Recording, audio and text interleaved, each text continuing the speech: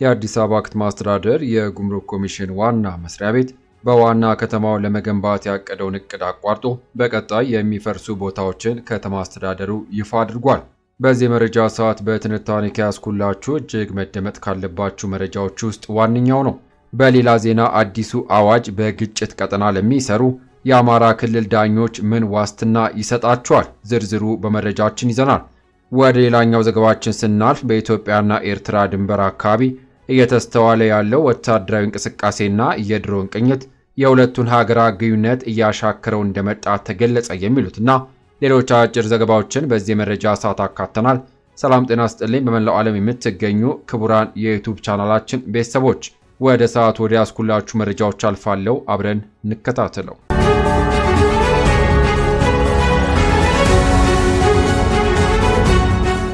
በቅድሚያም ከሀገር ውስጥ መረጃ የኦሮሚያ ባህል ማዕከል ማስፋፊያ የጉምሩክ ኮሚሽንን አዲሱን ዋና መስሪያ ቤት እቅዶችን አበላሽቷል ሲል ገለጸ። የአዲስ አበባ ከተማ አስተዳደር የጉምሩክ ኮሚሽን ዋና መስሪያ ቤት በዋና ከተማው ለመገንባት ያቀደውን እቅድ አቋርጦ ለፕሮጀክቱ ብቻ የተወሰነ ቦታ ለኦሮሚያ የባህል ማዕከል ማስፋፊያ መድቧል። በጥያቄ ውስጥ ያለው 12000 ካሬ ሜትር ቦታ በቂርቆስ ክፍለ ከተማ ወረዳ 10 ውስጥ በቀጥታ በአሁን ጊዜ የኮሚሽኑ ዋና መስሪያ ቤት በተለምዶ መሿለኪያ ተብሎ በሚጠራው አካባቢ በማገልገል ላይ ካለው ህንፃ አጠገብም ይገኛል። ኮሚሽኑ ለሚያከራየው ባለ 15 ፎቅ ህንፃ በዓመት 67 ሚሊዮን ብር የሚጠጋ የቤት ኪራይ ወጪ ሲያደርግ መቆየቱንም ኃላፊዎች ምንጮችን ጠቅሰው ገልጸዋል። በዳር 2023 ለአካባቢው ነዋሪዎች የተሰጠ ማሳሰቢያ የከተማው መሬት ልማትና ማኔጅመንት ቢሮ ለጉምሩክ ዋና መስሪያ ቤት 92 የመኖሪያ ቤቶችን ለማፍረስ ዝግጅት እያደረገ እንደሆነም አመላክቷል።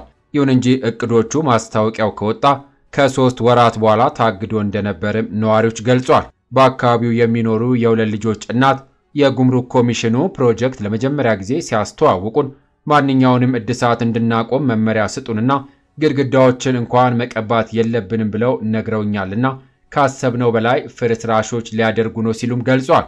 ከ3 ወራት በኋላ ግን ቢሮ ስብሰባ ጠርቶ እቅዳችንን መቀጠል እንደምንችል ነግሮናል። አስተዳደሩ የካሳ ወጪዎችን ለመሸፈን በጀት አልነበረውም ብሏል። ሪፖርተር ያነጋገራቸው ነዋሪዎች በጥር ወር 2025 መጨረሻ ላይ የመሬት ቢሮ ወደ ሌላ ቦታ ለመዘዋወርና ለካሳ ክፍያ አስፈላጊ የሆኑ ሰነዶችና ማስረጃዎችን እንዲያቀርቡ በድጋሚ ማሳውቋል። የመጨረሻ ማስታወቂያው የኮሚሽኑ ፕሮጀክት በተመለከተ ቀደም ሲል የነበረውን ማስታወቂያ ያስታውሳልና ለነዋሪዎች እቅዶች መለወጡና በምትኩ ንብረታቸው እንደሚፈርስ ለኦሮሚያ ባህል ማዕከል ማስፋፊያ መንገድ እንደሚውልም ገልጿል። ይሁንና በመሬት ልማትና ማኔጅመንት ቢሮ ስማቸው እንዲገለጽ ያልፈለጉ ኃላፊ ለሪፖርተር አረጋግጧል። ውሳኔው የተላለፈው በከተማ አስተዳደሩ ሲሆን መሬት ለባህል ማዕከል ማስፋፊያ ፕሮጀክት እንደሚያስፈልግ አሳውቆናል። ከለውጡ ጀርባ ያለው ምክንያት አናውቅም። አስተዳደሩ አስፈላጊውን የመኖሪያ ቤት መረጃ እንድናደራጅ ብቻ ትዕዛዝ ሰጥቶናል። ስለዚህ ይህን እያደረግን ነው ሲሉ ባለስልጣኑ ተናግሯል። በመቀጠል በኢትዮጵያና ኤርትራ ድንበር አካባቢ የተስተዋለ ያለው ወታደራዊ እንቅስቃሴና የድሮን ቅኝት የሁለቱን ሀገራት ግንኙነት እያሻከረ መምጣቱ ከፍተኛ ስጋት አሳድሯል። የቃላት ልውውጥና እንቅስቃሴው አሳሳቢ ደረጃ ላይ የደረሰ ሲሆን ኤርትራ ድሮኖች በዛላምባስ አካባቢ፣ የኢትዮጵያ ድሮኖች ደግሞ ከመቀሌ እስከ ውቅሮ ድረስ ቅኝት ማድረጋቸው ተረጋግጧል። ከዚህም በተጨማሪም በድንበር አካባቢዎች ወታደራዊ እንቅስቃሴው በከፍተኛ ሁኔታ እየጨመረ መምጣቱም ተስተውሏል። የኢትዮጵያ መንግስት በሀገር ውስጥ የተመረቱ ድሮኖችን ማስመረቃቸው ዛሬ መንገሩ አይዘነጋም። ይህ ሁኔታ የሁለቱን ሀገራት ብቻ ሳይሆን የጠቅላላውን የጎረቤት አካባቢ ሰላምና ደህንነት የሚነካ በመሆኑ ሁለቱ ሀገራት በሰላማዊ መንገድ ችግሮቻቸው እንዲፈቱ የተለያዩ አካላት ጥሪ እያቀረቡ እንደሚገኙም ተገልጿል። በቀጣይ አዴፓ ከትግራይ ክልል ጊዜያዊ ምክር ቤት ራሱን ማግለሉን ገልጿል። አሲምባ ዲሞክራሲ ፓርቲ ወይም ደግሞ አዴፓ ከትግራይ ክልል ጊዜያዊ ምክር ቤት ራሱን አግልሏል። ፓርቲው ምክር ቤቱ የሃይማኖት እኩልነት የሌለበት ነው ሲልም ተችቷል። ይሁንና ፓርቲው ከትላንት በስቲያ የካቲት 27 ቀን 2017 ዓ.ም ባወጣው መግለጫ ኤዴፓ የትግራይ ክልል ጊዜያዊ ምክር ቤት በክልሉ ህዝብ ላይ አጋጥሟል ያለውን ችግር ለመቅረፍ የሚያስችል አቅም እንደማያዳብር ተስፋ አድርጎ ለመቀላቀል ወስኖ እንደነበርም አስታውሷል። አክሎ ምክር ቤቱ ብዙ ድክመቶች ቢኖሩበትም እኛ ተቀላቅለን ድክመቶቹን እያረምን ለመዝለቅ ተስፋ አድርገን ነበር ያሉት ፓርቲው ወደ ምክር ቤቱ ከገባም በኋላ የተለያዩ የፖለቲካና ሌሎች ድርጅቶችን በማቀፍ አሳታፊ አሰራር እንዲኖር ታግለናል ሲሉም አትቷል። በተጨማሪም ምክር ቤቱ በወሳኝ አጀንዳዎች ላይ ክርክር የሚካሄድበትና የዲሞክራሲ ስርዓት የሚደረግበት ተቋም እንዲሆን ፓርቲው መታገሉን በመግለጽ ከወረዳው ተወክለው የሚመጡ ሰዎች ቁጥር አነስተኛ ነው፣ በተለይም የኢሮቢና ኩናማ ብሔሮች እኩል ውክልና የሰጣቸው አይደለም፣ የሴቶች እኩል ተሳትፎ አልተረጋገጠም በማለት አመልክቷል። ይሁን እንጂ ከጊዜያዊ ምክር ቤት ዕውቅና ውጪ የተመረጡ ሰዎች ብቻ የሚሳተፉበት የውሳኔ አሰጣጥ ሂደት እንዳለ በመግለጫው የጠቀሰው ፓርቲው ምክር ቤቱ የሃይማኖት እኩልነት የሌለበት ነው በማለት ነቅፎታል። ይሁንና ምክር ቤቱ ባለፈው ሐሙስ ባካሄደው መደበኛ ስብሰባው የትግራይ ክልል ሙስሊም ህብረተሰብ ተሳታፊ እንዲሆኑ ውሳኔን አሳልፏል። ምክር ቤቱ ፍትሐዊ አሰራርና መርን እንደማይከተል በመጠቆም በተለይም ቁልፍ የቋሚ ኮሚቴ ሹመቶችን አሳታፊና ፍትሐዊ ባልሆነ መንገድ በሐሳብ ተመሳሳይ ለሆኑ ድርጅቶች ተላልፎ የተሰጠ መሆኑንም ጠቅሷል። ይህን ተከትሎ ምክር ቤቱ በጥቅማ ጥቅም ትስስር አማካኝነት የተዋቀረ ነው ሲል አዴፓ በመግለጫው ወቅሷል። የተዋቀረው ጊዜያዊ ምክር ቤት የታሰበውን ለውጥ ለማምጣት አይችልም፣ የትግራይን ህዝብ የህልውና አደጋ ለመቅረፍ የሚያስችል ቁመና የለውም ያለው ፓርቲው በምክር ቤቱ ያለውን ውክልና በማንሳት ራሱን እንዳገለለም አስታውቋል። ይሁን እንጂ ከዚህ ቀደም ጊዜያዊ ምክር ቤቱ ሲቋቋም በዶክተር ደብረጽዮን ገብረ ሚካኤል የሚመራው ህወሓት ተሳታፊ አለመሆኑ የሚታወስ ሲሆን ሳልሳይ ወያነ ትግራይ በበኩሉ ምክር ቤቱ እንደማይቀላቀል ገልጾም ነበር። ነገር ግን ከሳምንታት በፊት በሳልሳይ ወያነ ትግራይ ወደ ምክር ቤቱ እንደገባ በሰጠው ጋዜጣዊ መግለጫ አስታውቋል። የትግራይ ክልል ጊዜያዊ ምክር ቤት የቀድሞ ስያሜው የትግራይ ጊዜያዊ አስተዳደር አማካሪ ምክር ቤት የሚል ነበር። ቀደም ሲል ሳልሳይ ወያነ ትግራይ ይህ ስያሜ እንዲቀየር ጥያቄም አቅርቦ የመጀመሪያ አስቸኳይ ጉባኤውን በመቀለ ከተማ ያካሄደው የትግራይ ክልል ጊዜያዊ አስተዳደር አማካሪ ምክር ቤት የተቋቋመበትን ደንብ ቁጥር 10/2016 አሻሽሎ አጽድቋል። ይሁንና በዚህም ስያሜው ተቀይሯል። አሲምባ ዲሞክራሲ ፓርቲ ባቀረበችው ትችቶች ዙሪያ ጊዜያዊ አስተዳደሩ ሆነ ምክር ቤቱ እስካሁን የሰጡት ይፋዊ ምላሽ እንደሌለም ተጠቁሟል። በመቀጠል አዲሱ አዋጅ በግጭት ቀጠና ለሚሰሩ የአማራ ክልል ዳኞች ምን ያህል ዋስትና ይሰጣቸዋል? በሚያዝያ ወር 2015 የፌዴራል መንግስት የክልሉ ልዩ ኃይሎችን መልሼ ለማደራጀት ወስኛለሁ ማለቱን መነሻ በማድረግ በአማራ ክልል ግጭት መቀስቀሱ ይታወሳል። ይህ ግጭት ቀስ በቀስ እያደገ መጥቶ የቀድሞ የክልሉ መንግስት በመደበኛ የክልሉ ጸጥታ ኃይል ሕግ ማስከበር እንደማይቻልና የፌዴራል መንግስት ጣልቃ እንዲገባ በይፋ በደብዳቤ ጠይቋል። ከዚህ ጊዜ ጀምሮ የመንግስት ጸጥታ ኃይሎችና የታጣቂ ኃይሎች ከአንድ ዓመት በላይ ለዘለቀ ጊዜ በክልሉ የተለያዩ አካባቢዎች ግጭት ላይ ይገኛሉ። በዚህ ግጭት በሰውና በንብረት ላይ የደረሰ ከሚገኘው ጉዳት ባለፈ የጤና፣ የትምህርት፣ የልማት፣ የትራንስፖርት፣ የመንግስት፣ የፍትህና ሌሎች ዘርፎች በቀድሞ ልክ አገልግሎት እየሰጡ እንዳልሆነም ይነገራል። በሰላም መደፍረሱ ምክንያት በተጽዕኖ ውስጥ እያለፉ ከሚገኙ ዘርፎች መካከል የፍትህና የዳኝነት ስርዓቱ አንዱ ነው። ይሁንና የአማራ ክልል ዳኞች ማህበር ግጭቱ ከተቀሰቀሰበት ጊዜ አንስቶ በዳኞች ላይ የሚፈጸመው እስር፣ እንግልትና ወከባ እየተበራከተ እንደሚገኝ ተደጋጋሚ መግለጫዎችን አውጥቶ እንደነበርም ይታወሳል። ከ2016 ጀምሮ ማንነታቸው ባልታወቁ አካላት የሶስት ዳኞች ሕይወት ማለፉን ማህበሩ አስታውቆ እንደነበርም አይዘነጋም። ይህ አካሄድ የዳኝነት ነፃነትን በግልጽ የሚጻረር ከመሆኑም በላይ የሰብአዊ መብቶች እንዳይከበሩና የሕግ የበላይነት እንዳይረጋገጥ የሚያደርግ ይህ ሕገ መንግስታዊ ተግባር መሆኑንም ማህበሩ ባወጣቸው መግለጫዎች ኮንኗል። የማህበሩ ተጠባባቂ ፕሬዝዳንት አቶ ብርሃኑ አሳሳ ክልሉ ዳኞች ላይ በሰራቸው ምክንያት በአስፈጻሚው አካል ጭምር ከፍተኛ እስር፣ ወከባና እንግልት የሚደርስበት እንደሆነም ይናገራሉ። በተለያዩ አካላትና የመንግስት ሰዎች ዳኞች ከፍተኛ ተጽዕኖ ያስተናግዳሉ። ከስራቸው ጋር በተያያዘ ዛቻና ማስፈራሪያ በየጊዜው እንደሚደርሳቸው ለማህበሩ ሪፖርት የሚያደርጉ ቁጥርም ቀላል የሚባል አይደለም ሲሉ አቶ ብርሃኑ አብራርተዋል።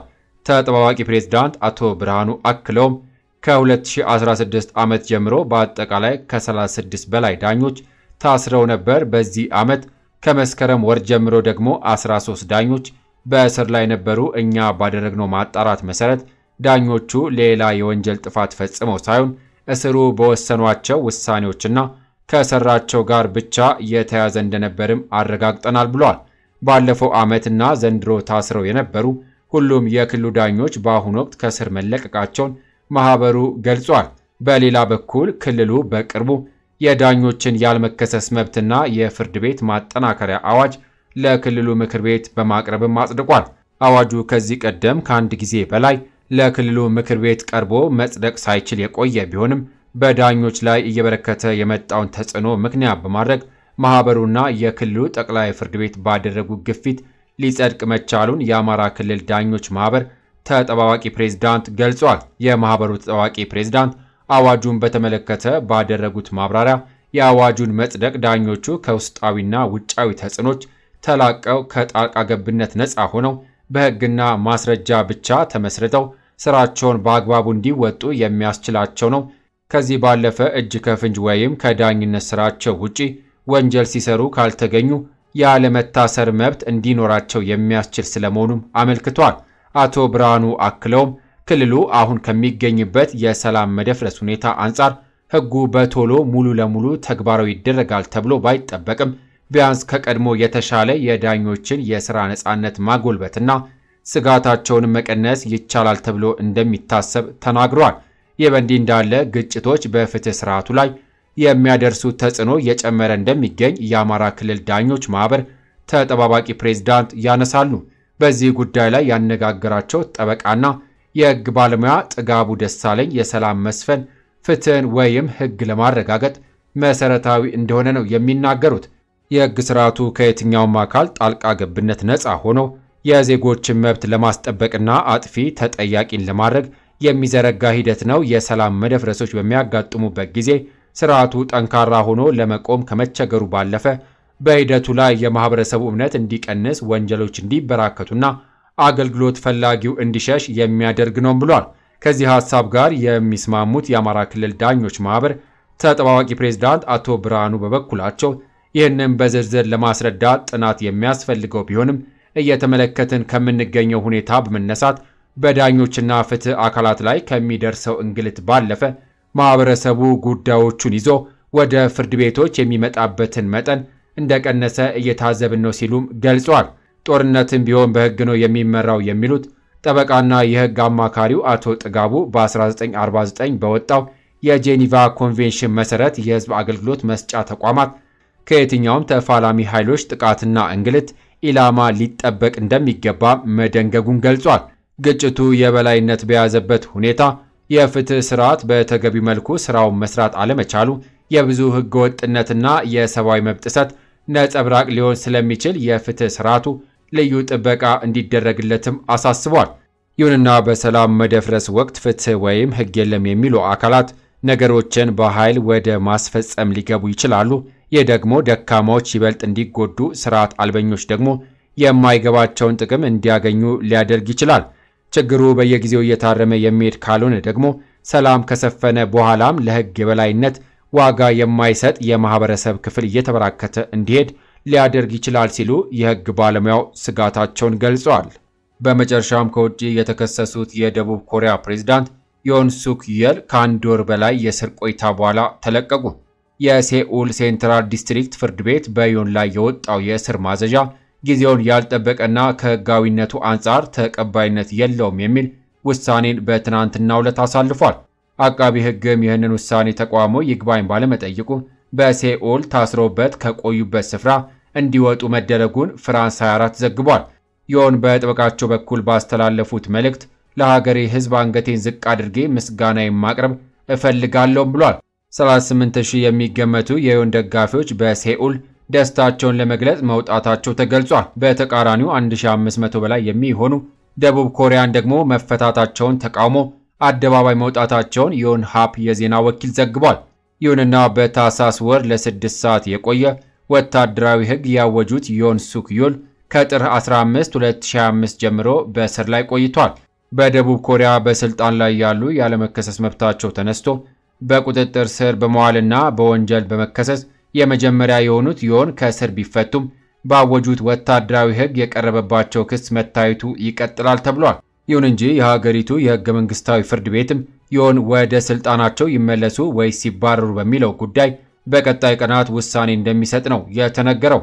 ፕሬዝዳንት ዮን ሱክ ዮል በታህሳስ ወር መጀመሪያ ሀገሪቱ በወታደራዊ እዝ እንድትመራ ውሳኔ ሲያሳልፉ ተቋሚ ፓርቲዎች ከሰሜን ኮሪያ ጋር አደገኛ ሴራ እየሸረቡ ነው የሚል ምክንያት አቅርበው ነበር። ወታደራዊ ሕጉ እንደታወጀም ወታደሮቹ ከሄሊኮፕተሮች ወርደው መስኮቶችን ሰባብረው ወደ ሀገሪቱ ፓርላማ ህንፃ ዘልቀው መግባታቸው የሚታወስ ነው። ዲሞክራቲክ ፓርቲና ሌሎች ተቋሚ ፓርቲዎች ግን ውንጀላውን አይቀበሉትም። ጦርነት በሌለበት የወታደራዊ ሕግ የታወጀው የፖለቲካ ፓርቲዎችን እንቅስቃሴ ለማስቆም በማለም ነው በሚል ፕሬዝዳንቱ ያለመከሰስ መብታቸው ተነስቶ በቁጥጥር ስር እንዲውሉ ተደጋጋሚ ስብሰባ መጠራታቸው አይዘነጋም። ክቡራን አድማጮች ለሰዓቱ ብታደምጧቸው ብዬ መራረጥኩላችሁ መረጃዎች እነዚህን ይመስሉ ነበረ። ሌሎች ሀገራዊ ወቅታዊ ታማኝ መረጃዎች አዘረስ ሚዲያ ኒውስን በመከታተል ተጨማሪ መረጃዎችን ማግኘት ትችላላችሁ። ከሰዓታት በኋላ በሌሎች በአዳዲስ መረጃዎች እስከምንገናኝ በያለንበት የዓለም ዳርቻ ቸር እንቆይ።